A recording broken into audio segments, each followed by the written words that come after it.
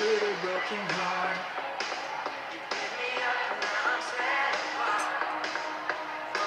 Good morning mga first timers. Kamusta? Good morning.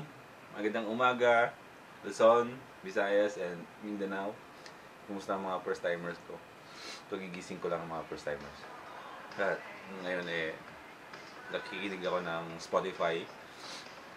Yung tagal ko na kasing hindi napapakinggan yung playlist ko. Puro Hillsong to. Hillsong music plus kape. Perfect. Kung nagtataka kayo kung bakit ako mahilig makinig ng mga Christian songs, and mostly may mga part sa mga vlogs ko na Christian music. Kasi isa akong anak ng pastor, mga first timers. Isa akong born again Christian. Kaya ganyan yung mga ng music ko. Pero nakikinig naman ako sa lahat ng mga music. Pero alam mo na, pang-refresh, pang-pakalma mo is mga Christian music talaga. Diba?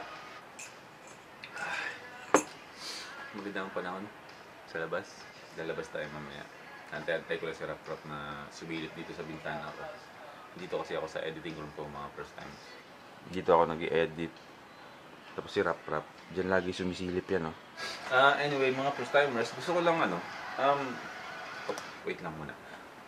Gusto ko lang talaga nga, hindi ko magawa sa mga vlogs ko mga pasama sa inyo ng maayos. Dito na lang, ngayon ko lang gagawin to dito para medyo formal talaga. Gusto ko lang magpasalamat sa inyo mga first timers. Nakaka-amaze lang na may mga taong sumusuporta sa'yo kahit alam nila yung hirap at pagod ng ginagawa mo, na-appreciate nila. Maraming salamat. Kasi doon lang naman ako kumukuha ng lakas ng loob mga first timers sa inyo mga sumusuporta sa akin. Hanggat sumusuporta sa akin, hindi ako titigil sa ginagawa ko. Hanggat meron ako nagpapasaya mga tao, gagawin ko to. Kung merong mga taong kailangan patawanin. Maganda ang araw ngayon. Marami tayong gagawin ngayon. Sana makadami tayo ng vlogs today. Wala akong pasok. Pero, nga pala, bagong lahat. May nagbigay sa akin nating bata, si Carlos Aragon. Ito. Isang fan art actually. Ginawa niya. Photoshop niya lahat ng mga old pictures ko dito. Kasi ginawa niya ng frame. Kasi super fan ko daw siya. So, matagal na itong nakatago sa cabinet ko, pero hindi ko pa siya mailabas kasi nga dahil isang buwan na lang, lilipat pa kami ng bahay. Magpapalim na kami dito sa bahay na to. Hindi pa tayo sa medyo mas maayos. Kaya hindi ko siya makabit-kabit. Pero today, bubuksan ko siya. Isabit ko. Yan yung mga pictures ko dati. Itignan niyo yung buhok ko noon sa ngayon. One-sided. Hindi naman kasi talaga ako kulot mga first timers. Uy, huwag kang dumilim. Hindi naman kasi talaga ako kulot mga first timers. Pinakulot ko lang yun. Kasi sobrang wala lang. Kasi ang nipis na ng buhok ko eh. Parang kumakalbo na ako dito kaya pinakulot ko yan. Ganyan. Ayan. Thank you Carlos Aragon. Hindi ko pa siguro may malapit na mag-isang taon yata sa akin dito. Kabit natin dito. Dito ko ikakabit to. Check. So yung mga first timers, babalik tayo mamaya sa Pulilan para kunin ko yung Korak. Yan ang gagawin natin ngayong araw na to, ang kunin si Korak doon sa motor shop na pinag-iwanan natin sa kanila. So, ayun mga first timers, enjoy the rest of the vlog day. Mag-ingat kayo. Sana nag-enjoy kayo palagi. Yun lang naman ang mahalaga.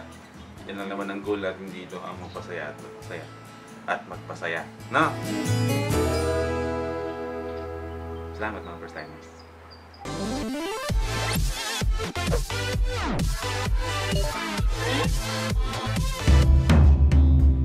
Diyan bro sa sa may shop na yan dyan. Motor parts. Dyan.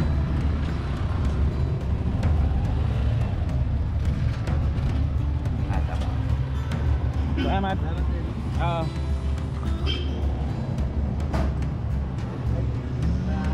Ha?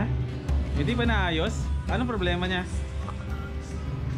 Napang sira eh. Walang malabas talaga. Kaya ito yung bagong battery. Wala po.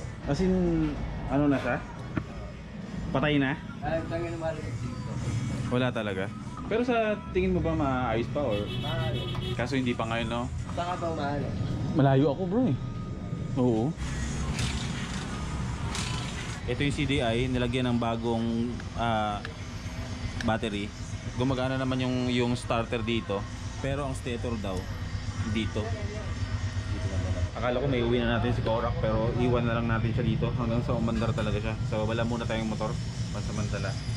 Pero sana mailabas na natin mamayang hapon or bukas yung Honda Click natin. Magkano sir yung presyo ulit ng CDI mo kahapon? Sabi mo 350? 350? 320? Ay yung sinasabi mong stator, mga magkano abot? Pabili nga kami sa iba, 700. Bali, gano'n na po. Babalik na lang po ako pag ano, pag mandam na siya. At least alam ko na yung palitin daw. Stator. Iwan na natin siya dito muna. Eh, yung ano ko, Wala na. Sign na to, sign. Palitan na talaga natin si Korak. Bisa ayaw ko sa kanya, ha. Bro, kilala mo ba si Mark? wala ako dito eh. Pero kasama ka ba dito kahapon nung inayos yung motor namin?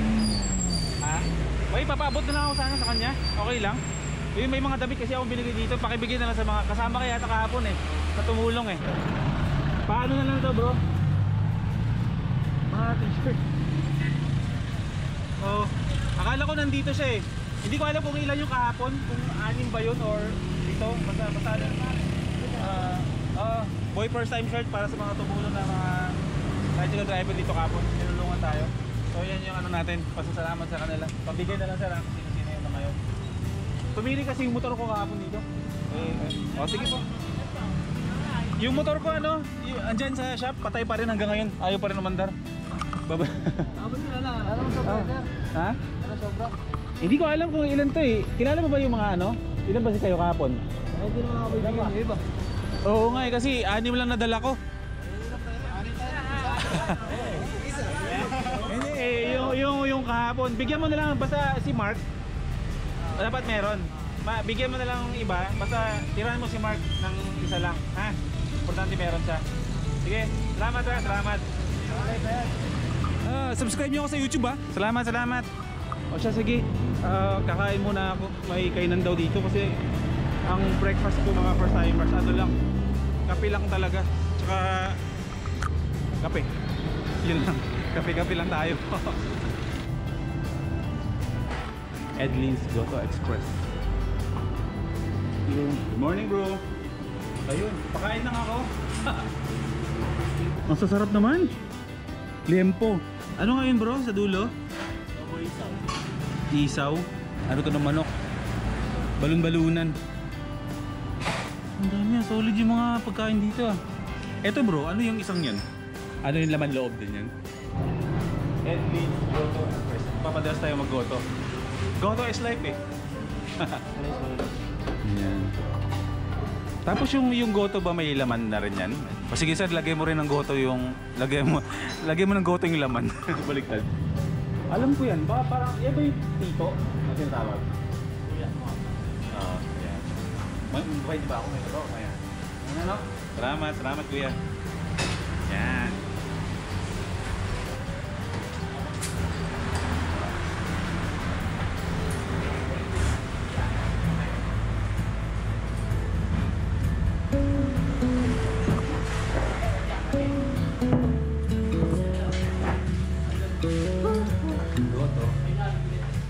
Sa totoo lang mga first timers, medyo naawa na nalulungkot ako kay Korak kasi ganyan yung sinapit niya. Pero parang feeling ko hanggang dyan na lang talaga yung buhay niya. If ever man ma-revive yung motor natin dun sa shop na pinag-iwanan natin, i-let ko na, bibitawan ko siya muna konti. Hindi ko na siya antayin na madali na maayos. Ang importante kahit matagal natin siya mabalikan dyan sa shop, maging mabuhay lang ba siya kasi wala talaga siyang kuryente kasi hindi na siya nagsistart. Yun lang. Alam ko, mahal mo si Korak, mahal ko rin si Korak, pero kasi syempre hindi ito yung buhay natin eh. Nag-vlog tayo, gumagamit tayo ng motor, bumabiyahe tayo na nakamotor, so ganun kahalaga yung safety natin na dapat sure tayo na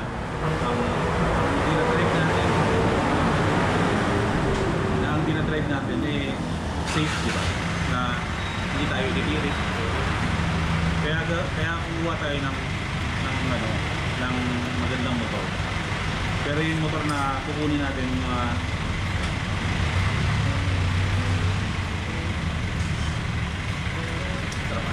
pero yung kukunin natin na motor, hindi ko yung mabibili ng cash. Hulugan lang yun kasi hindi ko pa naman kasi talaga kaya magbili ng cash kasi syempre hindi naman ganun tayo pa laki pa sa YouTube, hindi naman ganun kalaki yung kinikita ko sa YouTube eh. Kumbaga talagang lakasan lang ng loob to na kumuha tayo kasi alam ko naman kaya ko yun. Andyan yung supportan nyo, kayanin ko yun. Kaya kukuha tayo ng bagong motor pero hulugan.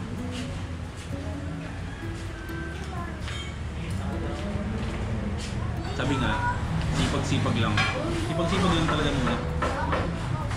Niniwala ako doon sa kasabihan na, sabi, strive hard until expensive things becomes cheap.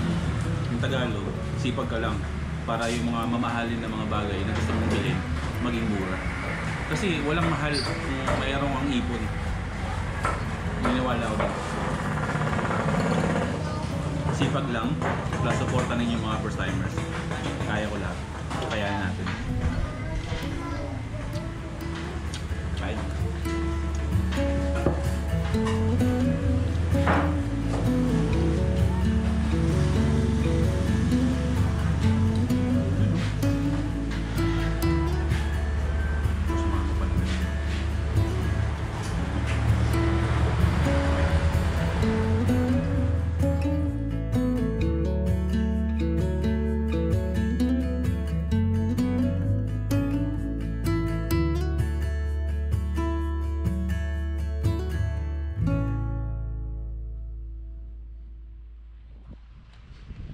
Mag-mall na lang muna tayo.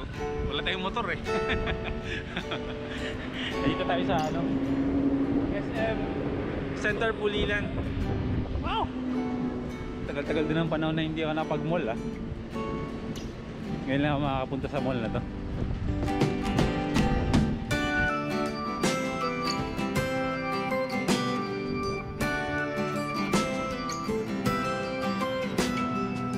Astig tong mall na to, wala ganong tao.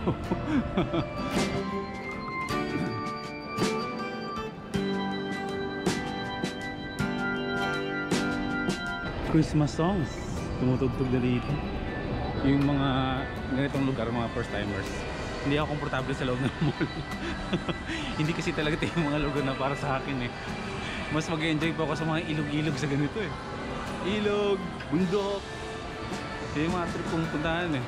Hindi rin ako, ayoko rin kumain sa mga sosyalin na restaurant. Okay lang ako sa karinderya, turo-turo. Kung pumapasok talaga ako ng mall, parang sikip-sikip ng mundo.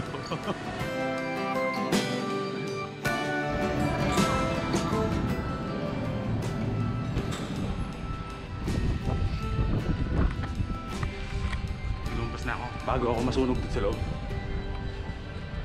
Ay my God. Korak, ano na nangyari sa'yo? Affected din naman ako. Pero ganun talaga. Normal na nangyari sa buhay yung mga ganyan. Disappointments, nadi-discourage ka. Kung ano-ano bang mga negative energy na meron na dapat ka maramdaman.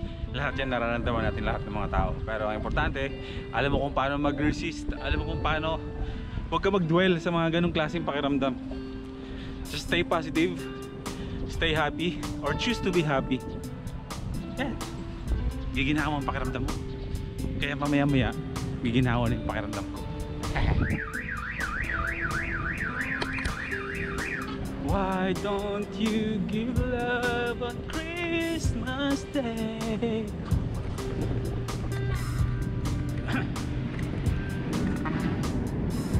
Gusto yung bumpers? Marami dito sa Bulacan yan. May mga sira yung mga kotse nyo. Kung bumper ang kailangan, nandito sa Bulacan ng pugad ng mga surplusan ng mga gamit at sasakyan. Uwi na tayo. Grabe, naninibago ako. May sumin. Ang tagal ko kasi hindi nagamit ng mga first timers eh. laki oh. Akala ko masisira na tong camera na to eh. Ayun mga first timers, nasa bahay na ako ngayon. Wow, nakakapag-zoom in na ulit ako ah. Andito na ulit ako sa bahay ngayon.